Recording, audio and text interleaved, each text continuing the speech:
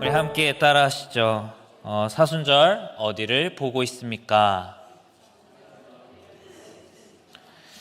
사람들은 어떤 시즌이나 환경, 시기를 마주하면 어디를 향해 바라보는 목적들이 있습니다. 제가 담당하고 있는 이 중고등부에서 자주 볼 수 있는 현상들이 있습니다. 시험 전부터 아니면 시험이 시작되는 시즌부터 학생들은 마음을 먹기 시작합니다. 올해도 열심히 공부해서 100점을 맞아야지, A뿔을 맞아야지 하는데 몇몇 친구들은 결과를 CF, 연예인도 찍기 어렵다는 그 CF를 맞아오는 경우도 있습니다. 그래서 학생들은 이제 학기가 시작되면 시험에 대한 성적에 대한 고민들이 엄청나게 많이 생기고 그 시험 뒤 성적을 그렇게 매주 자주 봅니다. 이미 나온 점수임에도 불구하고 혹시 숫자가 바뀌진 않을까라고 다시 확인하는 경우도 있습니다. 특별히 대한민국에서 몸값 제일 비싼 친구들이 있습니다. 저희 부서에. 누굴까요? 바로 고3입니다. 고3 친구들. 고3 친구들은 목표한 대학이 마음속에 크게 자리 잡고 있습니다. 그리고 그 대학 이름만 들으면 가슴이 굉장히 뜨거워집니다. 그리고 이제 입시를, 시험을, 수능을 봅니다. 그리고 합격자 발표 날에는 페이지를 들어가서 계속해서 새로 고침을 누르거나 아니면 학교에서 전화가 오기를 기다리고 있습니다. 그래서 손가락이 굉장히 바쁩니다. 뭔가 마음이 계속 분주해집니다.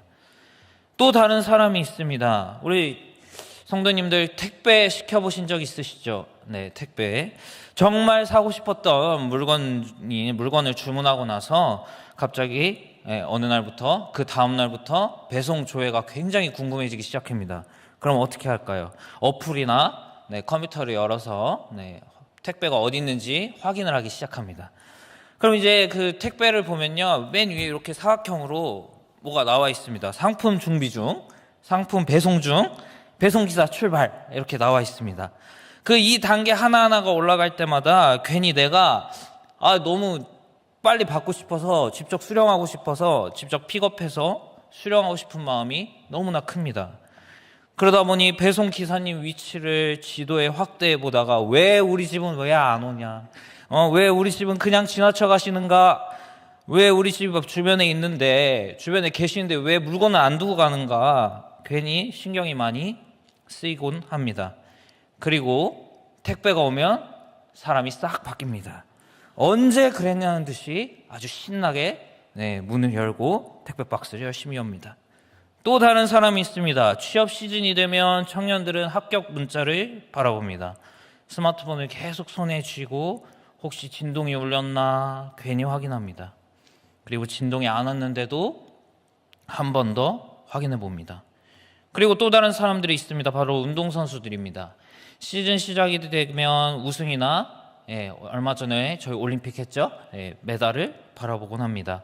그러면 늘 운동선수들에게 인터뷰를 하면 이런 말을 합니다. 이번 시즌은 준비를 잘했기 때문에 그만큼 간절하기 때문에 목표는 우승이다 라고 이렇게 얘기합니다. 그래서 그 팀의 선수이든 팬이든 시즌 중에도 순위를 계속해서 확인합니다. 왜냐하면 점수와 순위에 따라 팀 분위기가 달라지기 때문입니다. 그리고 우승이라는 목표가 눈앞에 크게 보이면 훈련의 강도와 간절함도 달라집니다. 또 다른 사람이 있습니다. 경제가 흔들리면 사람들은 뉴스보다 먼저 나의 통장을 바라봅니다. 환율 숫자 하나 마음에 출렁입니다. 어제보다 1,000원 줄었는데 마치 세상이 무너진 것처럼 느껴질 때가 많이 있습니다. 마지막으로 관계가 힘들어지면 우리는 상대의 표정과 말투를 계속해서 떠올리곤 합니다. 그날 그 순간 계속해서 그 생각들을 반복합니다. 그 말이 그런 뜻이었나? 그때 그 사람 그 표정 뭐지? 혼자서 마치 천만 영화 감독처럼 편집을 합니다. 지금 제가 말씀드렸던 사람들의 공통점들이 있습니다. 무엇인가면 어딘가에 시선을 두고 있다는 겁니다. 바로 어딘가를 바라보고 있다는 것입니다. 그리고 신기하게도 무엇을 오래 바라보느냐에 따라 그것이 점점 더 커 보입니다. 작은 문제를 계속 보면 큰 문제처럼 보이고 작은 상처를 계속 보면 큰 상처가 되기도 합니다. 그래서 시선은 단순히 눈으로 단순하게 그냥 보는 것을 의미하는 것이 아니라 마음과 삶의 방향을 보여주고 있습니다. 그래서 오늘 하나님은 우리에게 묻습니다. 지금 이 시기와 그동안 어디를 보고 있느냐라고 물어보십니다. 우리가 매년마다 지내고 있는 이 사순절은 무언가를 끊는 시즌, 무언가를 좀 덜 하는 시즌이 아니라 시선을 점검하는 시즌이라고 할 수 있습니다. 그렇다면 성도님들, 우리는 무엇을 가장 자주 바라보고 있습니까? 내가 직면하는 문제입니까? 아니면 내 마음의 불안입니까? 아니면 세상에서 겪는 비교입니까? 아니면 십자가입니까? 민수기 21장은 바로 그 질문을 우리에게 던져주고 있습니다. 민수기 21장의 이야기는 광야라는 시즌을 지나고 있는 우리 이스라엘 백성들, 사람들의 이야기입니다. 네겝에 거주하던 가나안 사람 곧 아랏 왕이 이스라엘이 아다림길로 온다는 소식을 듣고 이스라엘을 공격하기 시작합니다. 그러자 전쟁이 벌어졌고 이스라엘 중 몇 사람은 사로잡혀가게 됩니다. 그래서 오늘 본문의 시작은 전쟁으로 인해 긴장감 있게 시작됩니다. 광야를 지나던 백성이 갑자기 전쟁을 맞이한 것입니다. 그때 이스라엘은 하나님께 부르짖습니다. 하나님께서 만일 이 백성을 우리 손에 넘기시면 그들의 성읍을 다 멸망시키겠다 라고 이렇게 부르짖습니다. 하나님은 그들의 기도를 들으셨고 가나안 사람들을 그들의 손에 넘겨주셨습니다. 그래서 이스라엘은 승리하게 됩니다. 그리고 그곳의 이름을 호르마라고 부릅니다. 그래서 호르마는 완전히 멸하다라는 뜻입니다. 그래서 여기까지는 딱 은혜의 이야기였습니다. 전쟁에서 승리했고 하나님 함께 하셨고 기도에 응답하셨습니다. 그런데 바로 그 다음 이스라엘에게 문제가 생겼습니다. 무슨 문제였을까요? 승리 다음에 찾아온 광야에서 마주할 수 있는 현실을 마주하게 됩니다. 호르산에서 출발하여 홍해의 길을 따라 에돔 땅을 우회하려고 하였다가 길 동선 때문에 백성의 마음들이 상하기 시작합니다. 조금 전까지 전쟁의 승리와 기쁨과 기도의 응답을 경험했지만 단지 길이 멀어졌다는 이유로 마음이 상하고 하나님께 원망함과 심술이 가득 찼습니다.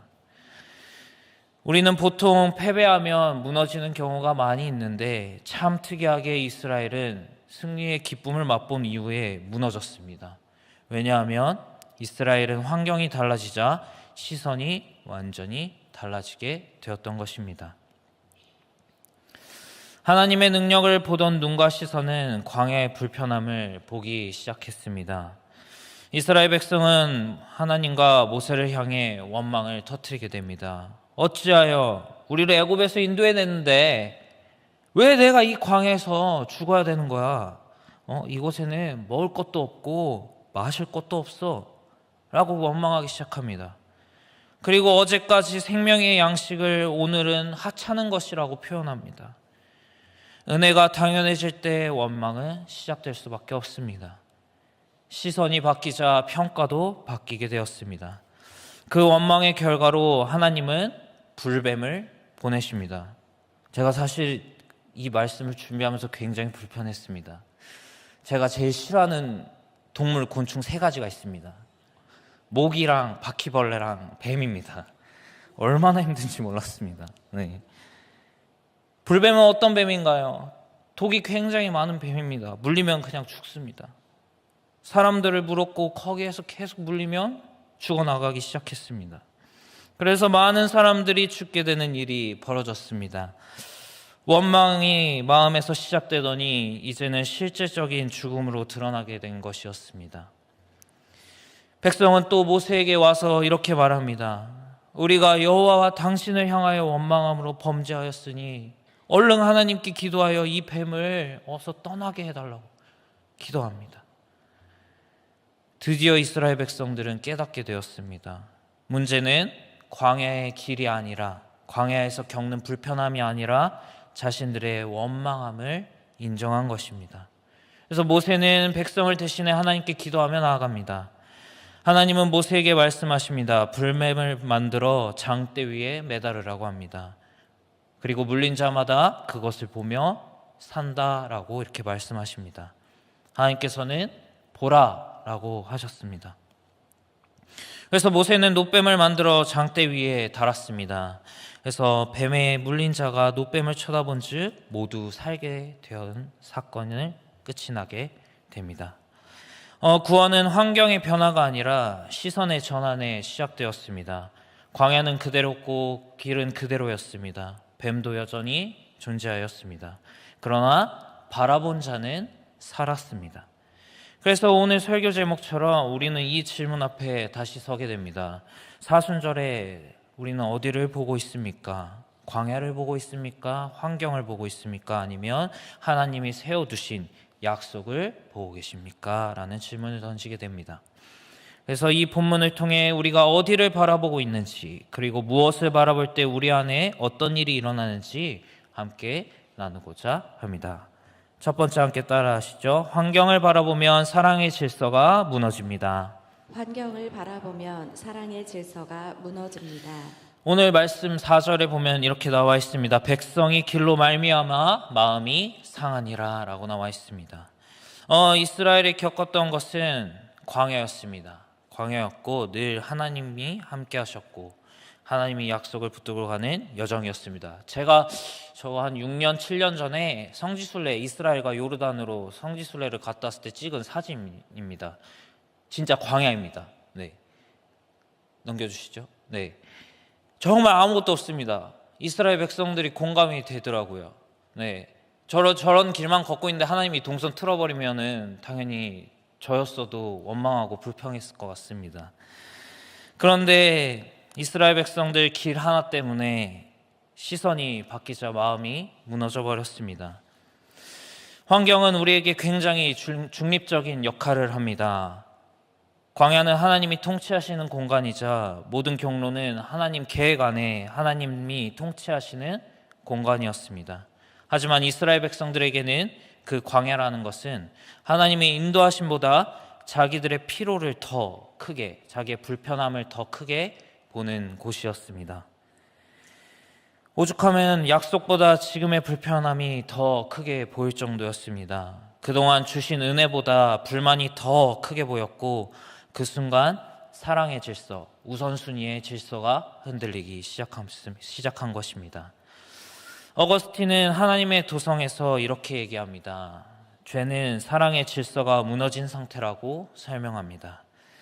하나님은 가장 사랑받아야 될 분입니다. 그리고 가장 우선순위에 두어야 될 분입니다. 그 다음에 우리의 모든 것이 따라와야 합니다. 그런데 인간은 종종 하나님보다 다른 것을 더 마음에 두고 더 사랑하는 경우가 많이 있습니다. 오히려 사람들은 하나님보다 안전한 것, 그리고 속도, 그리고 편안함을 더 붙듭니다.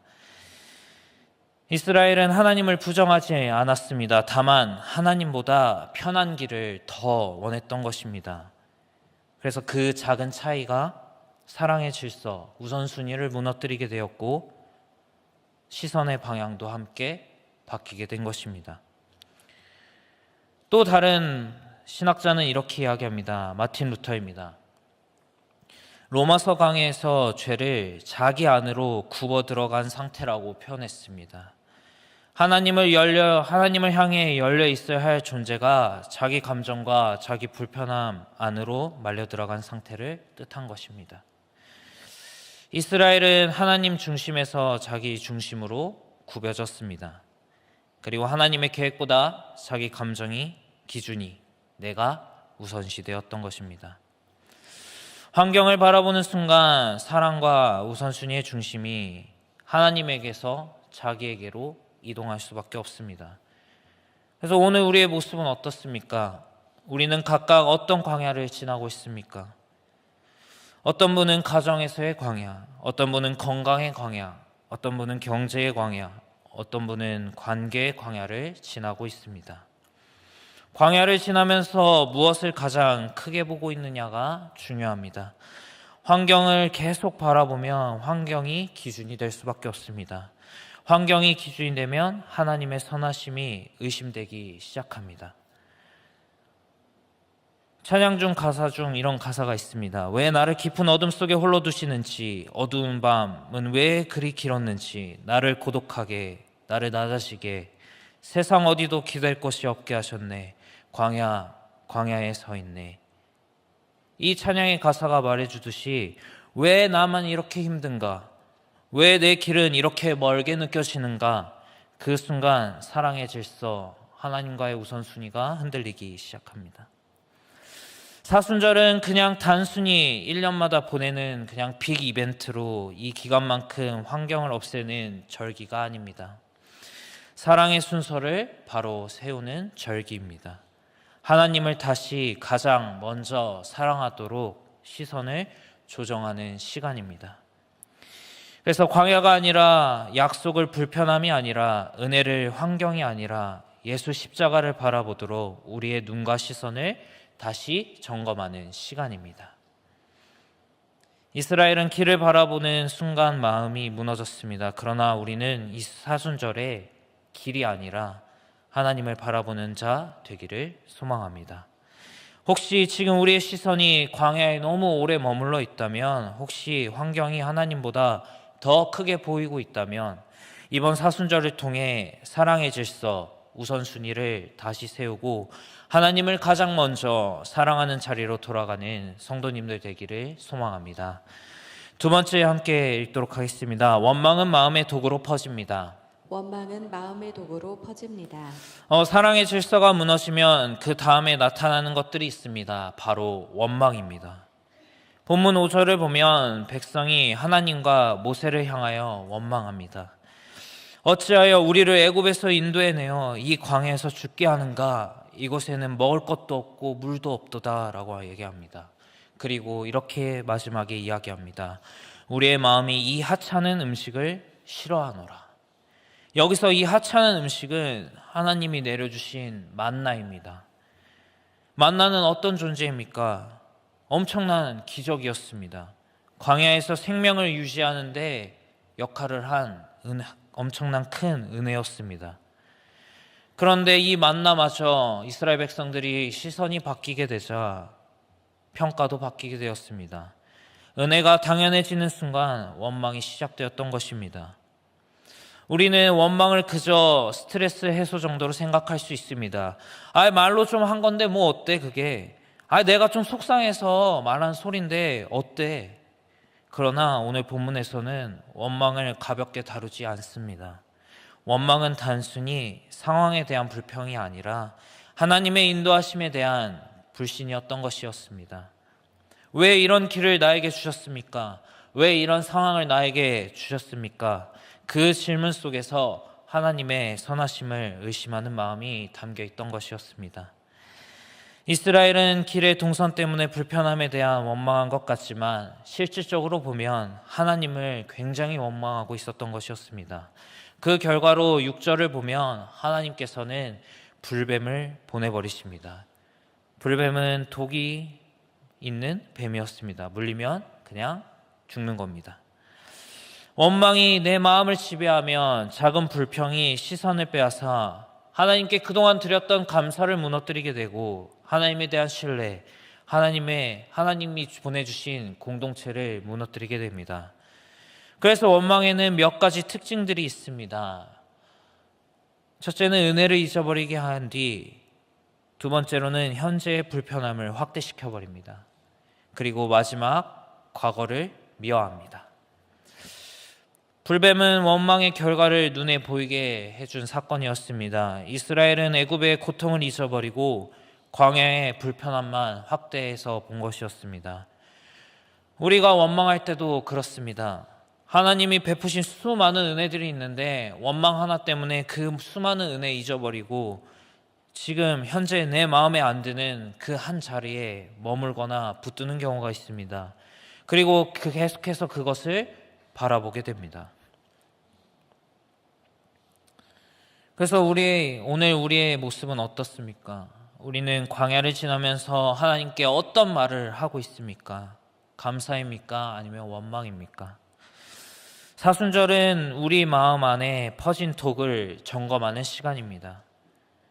그래서 나는 지금 무엇에 시선을 계속 확대하고 있는지, 또한 내 마음 안에 퍼진 독은 무엇인지 계속해서 하나님과 기도하며 씨름해야 됩니다. 원망은 작은 말처럼 보이지만, 그냥 두 글자에서 끝나는 작은 말처럼 보이지만 결국 생명을 갉아먹는 독이 됩니다. 그렇게 계속 원망을 반복하던 이스라엘 백성들은 결국 깨닫게 되었습니다. 우리가 여호와 당신을 향하여 원망함으로 범죄하였사오니, 이렇게 이야기합니다. 하나님께 시선을 두지 못한 태도를 인정이 시작되자 회복이 시작되었던 것이었습니다. 사랑의 질서가 무너졌을 땐 원망이 퍼지게 됩니다. 그러나 죄를 인정하는 순간 회복의 길이 열리기 시작됩니다. 혹시 지금 우리 안에 원망이 자리 잡고 있다면 이번 사순절을 통해 그 독을 내려놓고 감사의 자리로 되돌아가는 우리 성도님들 되길 소망합니다. 마지막 세 번째 함께 읽도록 하겠습니다. 구원은 바라보는 믿음으로 주어진다. 구원은 바라보는 믿음으로 주어집니다. 원망이 독처럼 마음에 퍼졌고 불뱀에 물려 많은 사람들이 쓰러지고 죽게 되었습니다. 그제서야 백성들은 모세에게 나와 드디어 깨닫게 되었습니다. 환경탕만 그렇게 하던 말들이 자기 죄를 인정하는 표현으로 바뀌게 되는 순간이었습니다. 자기 중심에 가득 차 있던 이스라엘 백성들은 하나님 중심으로 시선이 다시 되돌아오는 순간을 보게 되었습니다. 결국 모세에게가 하나님께 간절히 기도해달라고 요청합니다. 그리고 모세가 하나님께 간절히 기도하자 하나님은 매우 독특한 방법을 제시합니다. 불뱀을 만들어 장대 위에 매달아, 그리고 물린 자마다 그것을 보면 살 수 있다라고 말씀해 주십니다. 하나님께서는 뱀을 마치 알라딘의 요술램프 지니처럼 갑자기 뱀을 제거하신 것이 아니었습니다. 그리고 광야를 바꾼 것도 아니었습니다. 환경과 상황을 없앤 것도 아니었습니다. 하나님이 하신 구원의 방법은 환경의 제거가 아니라 시선의 전환이었습니다. 물린 자가 해야 할 일은 딱 한 가지였습니다. 도망치는 것도 아니고 자신을 증명하는 것도 아니고 하나님께 더 열심히 노력하는 것도 아니었습니다. 바로 하나님께서 명령하신 그 보는 것, 그저 바라보는 것이었습니다. 여기서 우리의 믿음의 본질을 보게 됩니다. 마틴 루터는 갈라디아 주석에서 이렇게 이야기합니다. 믿음을 자기 자신이 아니라 그리스도를 붙드는 것이라고 설명합니다. 믿음은 내가 무엇을 했느냐, 하나님 앞에서 내가 이 정도 했고 내가 이 정도 노력했고 이런 것들을 했느냐가 아니라 내가 누구를 바라보느냐의 문제입니다. 그리고 신학자 칼바르트는 교회 교의학에서 이렇게 이야기합니다. 구원은 인간의 종교적 노력에서 나오는 것이 아니라 오직 하나님의 계시에서 온다라고 이렇게 설명합니다. 노뱀은 인간이 생각해낸 치료법도 아닙니다. 그리고 하나님이 주신 구원의 방식이었습니다. 결국 이 노뱀은 광야에서만 의미를 가진 상징이 아니었습니다. 이 사건은 훗날 우리가 예수 그리스도의 십자가를 가리키는 표징이 되었습니다. 예수님은 요한복음 3장 14절에서 15절에서 이 사건을 직접적으로 언급하십니다. 모세가 광야에서 뱀을 든 것 같이 인자도 들려야 하리니 이는 그것을 믿는 자마다 영생을 얻게 하려 하심이라. 아멘. 광야의 노뱀은 십자가의 예표가 되었습니다. 들려진 노뱀을 바라본 자가 살았듯이 들려진 그리스도를 바라보는 자가 살 수 있다라는 것입니다. 저 사진도 제가 성지순례 갔을 때 요르단에 가면 느보산이라고 있습니다. 느보산에 가면 모세 기념 교회가 있고 저렇게 노뱀 모양으로 만들어 놓은 조형물이 있습니다. 직접 찍어온 사진인데 여러분도 나중에 꼭 되시면 꼭 성지순례 꼭 다녀오시길 바랍니다. 굉장히 큰 은혜가 됩니다. 그래서 저 노뱀을 보는 것은 그냥 저 조형물처럼 형상 자체의 능력에 있어서가 아니라 하나님의 약속을 믿는 행위였습니다. 십자가도 마찬가지입니다. 십자가 그냥 단순한 나무로 만든 것, 그냥 교회 다니면 기독교의 상징물이라고 생각하는 사람들도 있습니다. 하지만 아닙니다. 하나님의 구원의 약속이 걸려있는 자리가 바로 십자가입니다. 사순절은 바로 이 훈련을 하는 기간입니다. 문제를 없애달라고만 기도하는 시간이 아니라 십자가를 더 깊이 바라보는 시간입니다. 상처를 붙들고 있는 시선을 십자가로 돌리고, 비교를 붙들고 있는 그 시선을 은혜와 감사로 돌리고, 불안을 확대했던 시선을 구원의 약속으로 돌리는 시간입니다. 혹시 우리 성도님들 지금도 광야를 계속 바라보고 계십니까? 아니면 문제를 반복해서 확대하고 계십니까? 하지만 이제 그 눈을 들어 십자가를 바라보는 것은 어떨까요? 십자가는 우리가 이미 용서받았다라는 증거입니다. 우리가 하나님께 버려지지 않았다라는 증거이자 하나님이 여전히 우리와 함께 하신다라는 증거입니다. 오늘 이스라엘 백성들처럼 구원은 복잡하지 않습니다. 그저 하나님을 바라보는 것입니다. 환경이 아니라 십자가를, 상황이 아니라 예수 그리스도를. 이 사순절에 우리의 시선이 다시 십자가로 향하게 되기를 소망하며 들려진 그리스도를 바라볼 때 다시 살아나게 되는 우리 성도님들 되기를 소망합니다. 이제 말씀을 마치려고 합니다.